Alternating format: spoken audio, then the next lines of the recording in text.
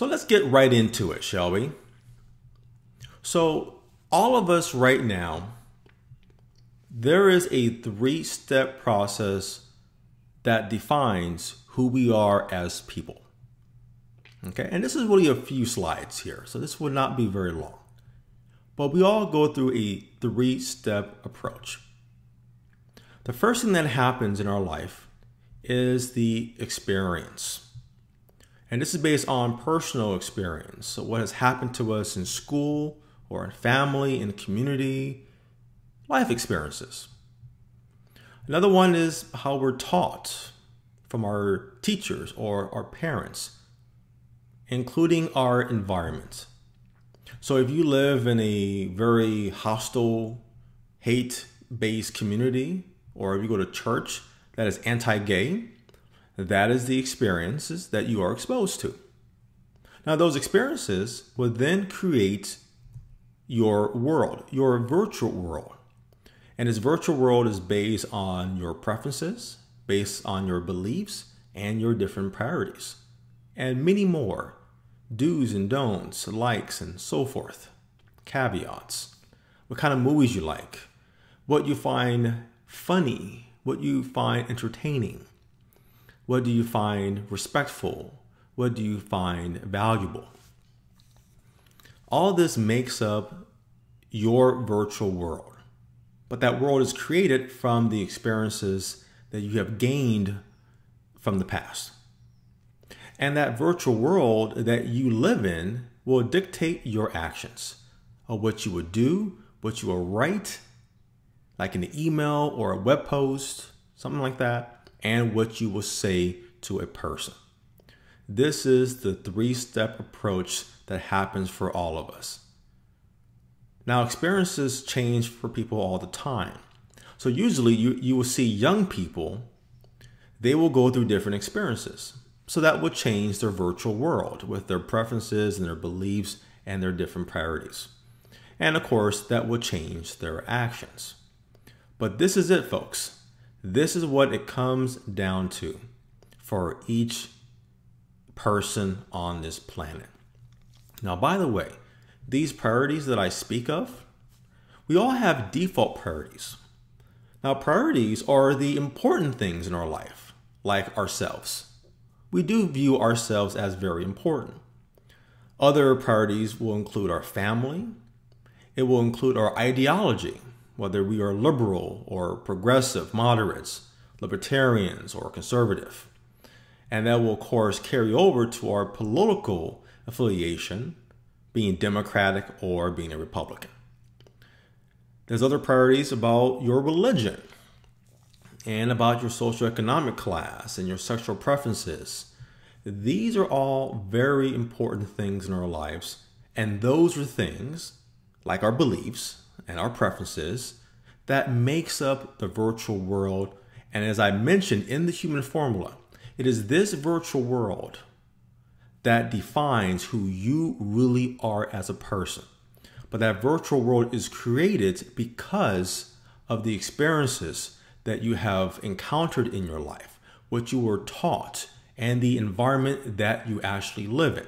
So once again, when I see an issue in the world today, anything bad that happens, whether it's a gun shooting or racism or hate or being homophobic, anything like that, in the news today or any time in the past, I know that we all live in different worlds. We all live in different virtual worlds. Now, here's the funny part, though. So for some of us, the border of like the green box that you see there in the middle, that says virtual world, well, the border of that wall, for most of us, is glass. We can see other people in the world that we live in, which is the real world, and them interacting and so on and so forth. They're glass. We're not oblivious that we are the center of everything. We know that there are other people out there, and we're considerate of other people out there. But there are some people in the world that the border of their virtual world is made of very high titanium walls. They don't see anything that is out there in the real world. They don't care. Now they may have like a special backdoor access that certain people, like conservatives, may communicate with. But everything that I'm saying now, or anything that a progressive says, conservative people will never ever see that or acknowledge it, though. They're not paying attention to that because they have these titanium walls, so they do not see anything. They don't care what we have to say. So with these virtual worlds and these walls, these boundaries there, now, yes, look, we're not perfect. I don't care if you are a liberal, a conservative, a progressive, or anything that you want to claim yourself to be. We're not perfect at all.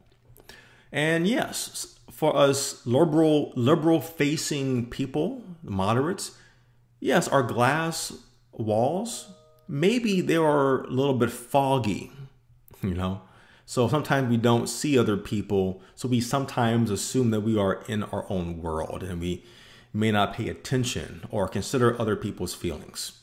That will happen. Okay. We're not perfect at all. But there are certain people that these walls are made of titanium, metal. They don't see anything. It's not clouded up for a couple of seconds. It is clouded all the time. And the reason is, once again, we all live in different virtual worlds and we see things very differently. Just like this whole dress conspiracy thing. Now I see gold and white. And a tutor that tutors one of my kids, she saw the same dress and she said, that's black and blue. And I found that very, very interesting. And that told me something. That yes, we live in different virtual worlds, which is built based on our experiences, but we do see different things. And that is probably why we are all different and why we have different experiences that creates different virtual worlds that then creates different actions. And this whole dress conspiracy is proof of that. Okay. So now I'm going to give you guys 2 examples that's going to talk about those 3-step approaches of experience, virtual world, and with the actions. Okay, I'll give you 2 examples. The first one will be more relevant to the world today or in the country today. And that's with Dylann Roof.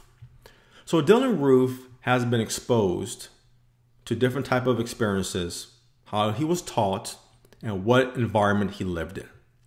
He was a big part of a website, a hate website, a neo-Nazi website, hate mongering and that sort of thing. And he was taught about hate and racism and all type of stuff like that. That was the environment that he lived in. That was the experience that he had. And those experiences created his virtual world about white power, Confederacy, everything. This was the world that he created from what he has believed in, what his priorities are now in his life because of his experiences. And because of that virtual world that he lives in, it did the action of what he did, that he went into a church and he killed people because he wanted to start some type of a civil war. That is that 3-step approach in action. Well, how about another example for you guys? No problem. What about this one? So in the United States, there are a certain group of people that had a very different experience, different personal experiences. They lived in a particular environment and how they were taught. All right. And most of this was in the southern states of the United States. Okay, like Texas and Arkansas, Mississippi, South Carolina, Florida, Georgia, all of that. Okay. And they were pro-slavery. Slavery was very important. And other experiences was things like the Ku Klux Klan. And with segregation about colored and white people.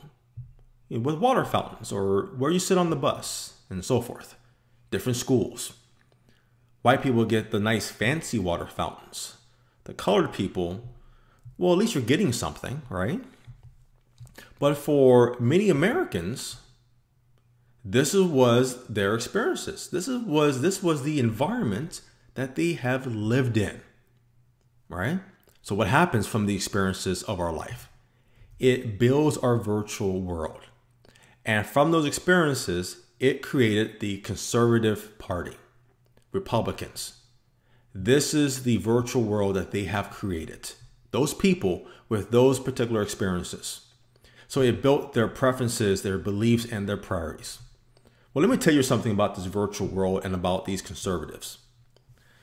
When the United States was created, and I think this is the main problem because a lot of people talk about they can't wrap their brain around why are things happening in this country for what it is, right? I saw a video by Jon Stewart about this, very powerful. He just couldn't understand it. Why is this stuff happening? Well, it's very simple, actually. Because when the United States was created, there were two different interpretations. The first interpretation was, we are creating a new type of country with freedom, with liberty, with equality. We are creating a country where every individual is created equally. That's amazing, right? That never has been done before at that time. But there was a second interpretation. And that second interpretation is, well, what you see here on this slide. They believe in a particular tiering system of different priorities of people of power and of value. And that tier level number one was that it is about the rich, white, straight men. They have the power. They are very smart. They know what to do. They're going to take care of you guys because you are in good hands. Okay? We are the most powerful ones. Awesome. Okay? So then you get to who's number two on the list? Well, it's the white females. But the white females, they know their place. Okay? You bear the children, you do the cooking, you do the cleaning, and you take care of my needs. Okay? You should do me a favor because I'm taking care of you guys. Because hey, I'm rich, white, and powerful. Okay? So white women, hey, they know their place. They're number two. Number three is, well, the poor white straight people. Okay? And they're like, yes, the rich, powerful white men, thank you so much. Thank you for making America great. America. Then you get to a tier four, and that's basically everybody else. Minorities, specifically blacks, and then Hispanics and Asians, and of course the LGBT community. Other poor people, foreigners. I should put that as my bullet point. I didn't do that. I'm disappointed. Like Muslims. Everybody else is a tier four. That means that you should really be thanking us rich white people because we're making this a greater country. You know, what's the problem here? This is perfect. And you should be a resource. You are only a tool to help us succeed, to be super powerful in America. That's what we're all about. And that's why slavery existed. Well, what's the problem with slavery? Well, of course not. When you're rich, white and powerful and straight, that's the only thing that mattered. But this was the culture. This is the foundation of the experiences that this group of people in this country have. And they have their titanium walls in their virtual world that extends to other people that are also conservative with this stupid mindset, because guess what? This was never the interpretation of the United States of America. And Abraham Lincoln was the very first to establish that. He said, no. This has never been the case. This second interpretation of rich white men are powerful and everybody else should bow down to us, that was never the interpretation. So these groups of people have misinterpreted what the United States is and what made it great. It is great because of people like Abraham Lincoln, Martin Luther King Jr. Can't even talk here. I'm getting so emotional here. It is those individuals are the reason why America is great, because they have made it very clear that the real American interpretation is everyone is treated equally. All these tier levels here, we're all equal, regardless of sex and race and religion and all that kind of stuff. We are all equal individuals. And the second interpretation, these conservatives can't stand it because that is not the philosophy that they have lived by. And that philosophy is basically their experiences that I just showed you about slavery and segregation, and these tier levels. All this is the virtual world that they live in. And when you get to particular actions, well, you get stuff like this. The Confederate flag is about heritage and this and that. They're so lost in their brain because their virtual world, all this stuff is normal to them. They don't understand it. Why do you take away my heritage from me? I don't understand it. But those are examples that illustrates why everyone has this 3-step approach that defines who they really, really are. So that 3-step approach, again, defines who you are as a person, which could change if your experiences change. But it also defines other people. So you can understand how people operate, and you can see, so you can tell yourself, wow, did they say that? Did they write that comment? But just tell yourself, well, wait a second. They're doing that because of the world that they live in, and that world is created from some experience that they have. Simple as that. So the bottom line is you can't change people, okay? You can't change people. You can only change yourself. I think you've heard that many times before. So when you see other people that are living very different virtual worlds than your own, this is something that I talked about a lot in the Human Formula. So check out that 4-part video series. But really, keeping it simple, I ignore people that live in opposite virtual worlds than my own. Layman terms, conservatives. I do not follow or read anything what those individuals do, write, or say. I don't watch their videos. I do not read their articles, their comments. You would never see me on Fox News, basically. Okay? And I follow people that share a similar structure of a virtual world. Remember, as I said during the Human Formula, we all live in a virtual world, but it's very different. It's like a fingerprint, okay? It's like a personality fingerprint. So it's not going to be 100% perfect. Case in point, the Young Turks. That is a particular YouTube channel that I watch from time to time. Not a lot, but I watch from time to time. And I agree with a lot of what they're saying because it aligns with my preferences and my beliefs, or in other words, it aligns with the virtual world that I have created based on my experiences and guidance and what I was taught. Okay? But there's a lot of things that they say that I disagree 100%, and I wish I can just tell Jink, look, I want to tell him a few things, but it's just a few things, and there's no harm in that. I probably said a lot of things that you disagree with, but you probably agree with a lot of it, because all virtual worlds will be very different. But the key thing is, are we talking the same language? So for me and the Young Turks, we're definitely speaking the same language. I love the Young Turks, what they do, and those are people that I interact with, okay? Because we share a very similar virtual world. Another thing that I do is, well, it's based on where you live, okay? And for me and my family, we are considered, based on our financial status, we are upper middle class. So I like to live in upper middle class type of community, but also in a blue state or blue county, okay? A county that is that embraces diversity. And California is very, very diverse compared to other parts of the country. I have family that lives in Mississippi, for crying out loud. There is no diversity there. The people are nice, I guess, even though they vote very clearly. But there is no diversity in the South. There isn't. So you would never see me in the South because the people in the South have very opposite virtual worlds than my own. So where I live really makes a big difference that embraces kind of the same values of my virtual world.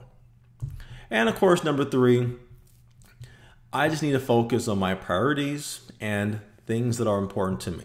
So that would be myself, my family, and the goals, the things that matter to me the most. So you should apply these things for your own way of life. That you should connect with people that share a similar belief system, virtual world that you have constructed for yourself. And consider where you're living at, okay? And of course, understand that you can't change people. So just focus on what you can change and what is important to you, which is yourself, family, friends, etc. Okay?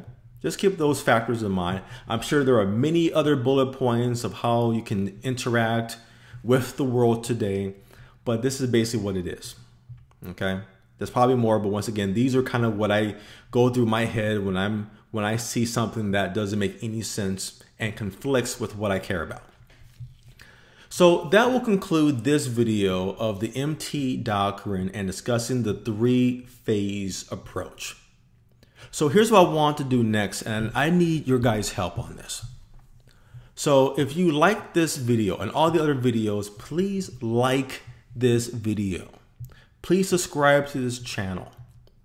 Please share this particular video here to your friends and people that you think will align with what they also believe in. Okay, so if you have a conservative friend, don't give it to them. It's just going to piss them off and they're going to be, basically ignore it.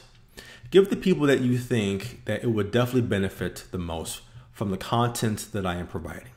Share it though, because the more that you share it, other people will know about this channel, and we can make this channel grow.